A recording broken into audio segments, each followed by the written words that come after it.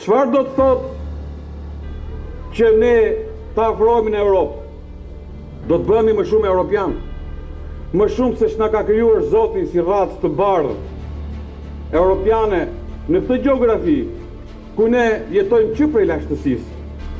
Se si mund të jemi më shumë europian se sa kaq? Nëse kjo kulturë e huaj hibride që po mundohen ta fusin në Shqipëri do të kishte ekzistuar më parë, njerëzimi nuk do të ekzistonte. Sepse është projekt anti-njerëzor, kundër njerëzimit, kundër martesës, kundër fëmijëve dhe çdo gjëje tjetër të mirë që ne kemi deri tani. Gjinia dhe seksi janë sinonime të njëra tjetrës, kështu që gjinia përcaktohet nga seksi dhe ato nuk janë gjëra të ndryshme.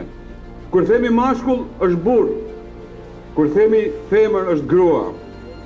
Femra ka rolin e vet pazëvendësuesëm në shoqëri, po ashtu dhe mashkulli.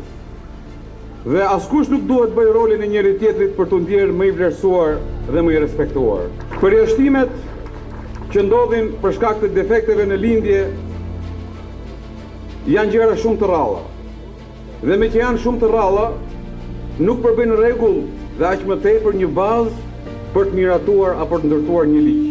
Një pakicë shumë e vogël, gati e papërfillshme ose inekzistente, për cilët kërkojmë të bëjmë një ligj dhe ky quhet ligji diktatura e pakicës mbi shumicën. A është ky ligj në favor shqiptarëve, të muslimanëve, të krishterëve apo jo besimtarëve, tradicionalistëve e tjerë? Jo, absolutisht. Është një ligj që na ofron me BE-n? Absolutisht jo. Sepse shqiptarëve u serviret ky ligj si një hap drejt BE-s.